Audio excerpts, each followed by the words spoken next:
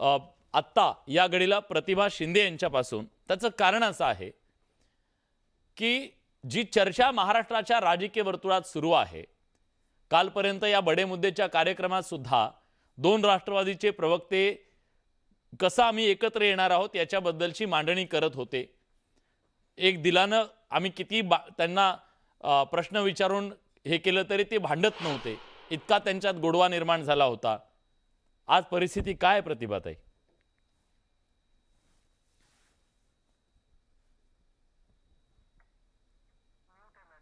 दादांना जाऊन 3 दिवस झालेले आहेत। हा, महाराष्ट्रामधला राष्ट्रवादीचा कार्यकर्ता, महाराष्ट्रातला नागरिक हे सगळे प्रचंड दादाच्या जाण्याने हळहळले। आपणही सगळे धक्क्यामधून सावरत नाही आहोत। ह्या सगळ्या परिस्थितीमध्ये जिल्हा परिषद पंचायत समितीच्या निवडणुका सुरू आहेत। कार्यकर्त्यांना धीर देण्यासाठी की पवार कुटुंब ह्या सगळ्यामध्ये तुमच्या सोबत आहेत म्हणून फक्त विधिमंडळाचा नेता निवडला जाणं आणि उपमुख्यमंत्र्याची शपथ घेणं एवढंच आता झालेलं आहे।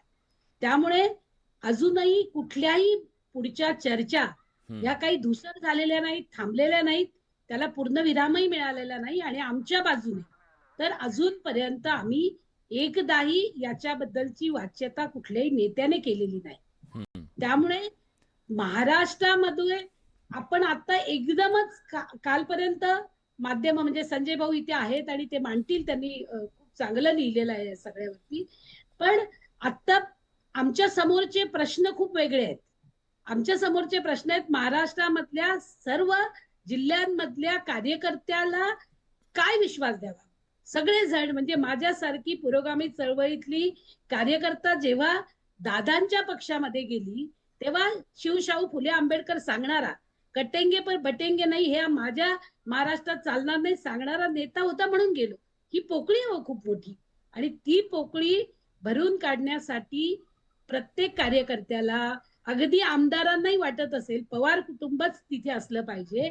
आणि तो धीर जेव्हा सुनेत्रा वहिनींनी दिला तर त्यांना आपण सगळ्यांनी हे समजून घेतलं पाहिजे। आणि अतिशय दुःखद अंतःकरण असलं तरी एक महिला नेता म्हणून उभी राहते आहे आणि सगळ्यांना सांगते की मी आहे या सगळ्या याच्यामध्ये आणि मग पक्ष उभा राहतो, याच्याकडेही आपण नीट बघितलं पाहिजे असं मला अतिशय नम्रपणे वाटतंय। ठीक आहे, तुम्ही म्हणालात की कुठलं स्टेटमेंट नाही, मी थोडं माझ्या सहकार्यांना विनंती करतो की तटकरे काय म्हणाले ते एकदा ऐकूया, म्हणजे ताईंना लक्षात येईल की काय पक्षाची भूमिका आहे किंवा काय म्हणतायत त्यांचे नेते।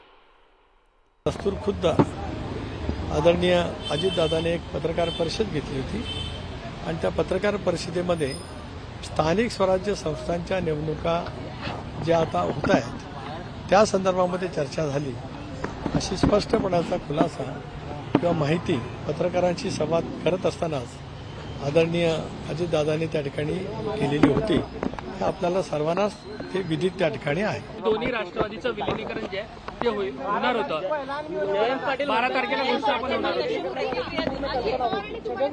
एक भाग असा आहे की त्या दिवशीची चर्चा झाली त्याच्याबद्दलची स्वतः माहिती आदरणीय अजितदादांनी त्या ठिकाणी पत्रकार परिषद घेऊन बारामतीमध्ये त्या ठिकाणी दिलेली आहे।